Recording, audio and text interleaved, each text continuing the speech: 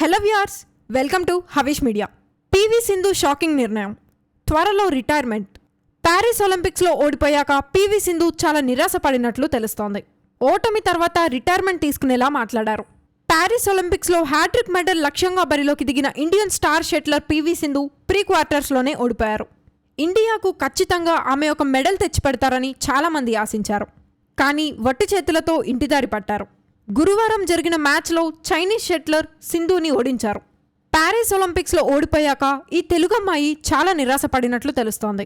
ఓటమి తర్వాత రిటైర్మెంట్ తీసుకునేలా మాట్లాడారు.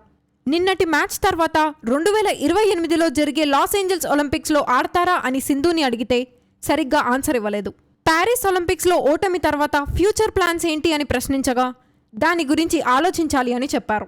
అంటే మరో ఒలింపిక్స్ ఆడాలా వద్దా అనేది ఇంకా నిర్ణయించుకోలేకపోయారు.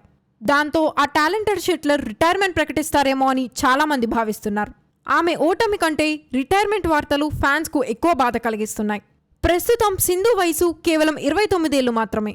మరో 4 ఏళ్లలో జరిగే ఒలింపిక్స్లో ఆడగల సామర్థ్యం ఆమెకుండొచ్చు. కానీ సింధు డౌట్ అన్నట్లు కామెంట్ చేశారు. కెరీర్, అన్ని ఫ్యూచర్ ప్లాన్స్ను కేర్ఫుల్గా పరిశీలించాకి దీనిపై నిర్ణయం తీసుకుంటానని చెప్పారు. అంటే ఆమె రిటైర్మెంట్పై ఇంకా తుది నిర్ణయం తీసుకోలేదనే అర్థమవుతోంది. సాధారణంగా ఒలింపిక్స్లో బ్యాడ్మింటన్ ఆడడం అంత ఈజీ కాదు.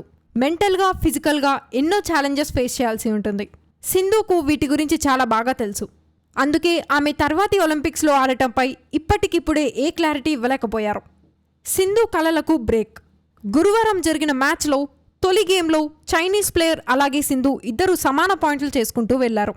క్రాస్ కోర్ట్ షాట్స్తో సింధు దూసుకెళ్లిపోగా స్మాష్లతో చైనీస్ ప్లేయర్ కౌంటర్ ఇచ్చారు. చైనీస్ ప్లేయర్ 19 నుంచి తన వైపు ఆటను తిప్పుకున్నారు. 21 నుంచి 19తో ఫస్ట్ సెట్ను కైవసం చేసుకున్నారు. సెకండ్ గేమ్లో పీవీ సింధు అనవసర తప్పిదాలతో అపోనెంట్ ప్లేయర్కి ఫ్రీగా పాయింట్లు ఇచ్చేశారు. రెండో సెట్ ప్రారంభం నుంచి చైనీస్ ప్లేయర్ దూకుడుగా ఆడారు. వరుసగా పాయింట్స్ సాధిస్తూ సింధుపై ఒత్తిడి పెంచారు. మధ్యలో ఇండియన్ షట్లర్ పాయింట్స్ సాధించినప్పటికీ చైనీస్ షట్లర్ను అందుకోలేకపోయారు.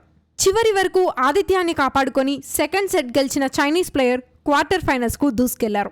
ఇండియన్ బ్యాడ్మింటన్ విభాగంలో లక్ష్య సేన్ తప్ప మిగతా ప్లేయర్స్ అందరూ కూడా ప్యారిస్ ఒలింపిక్స్ నుంచి అవుట్ అయ్యారు. గ్రూప్ సి బ్యాడ్మింటన్ మహిళల టీం మ్యాచ్లో ఓడిపోయాక Bharat star shuttler Ashwini Ponnappa Olympics నుంచి రిటైర్మెంట్ ప్రకటించారు. మరి ఈ ఘటనపై మీ ఒపీనియన్ని కామెంట్ చేయండి. మరిన్ని ఇలాంటి లేటెస్ట్ అప్డేట్స్ కోసం మన హవీష్ మీడియాను సబ్స్క్రైబ్ చేసుకోండి.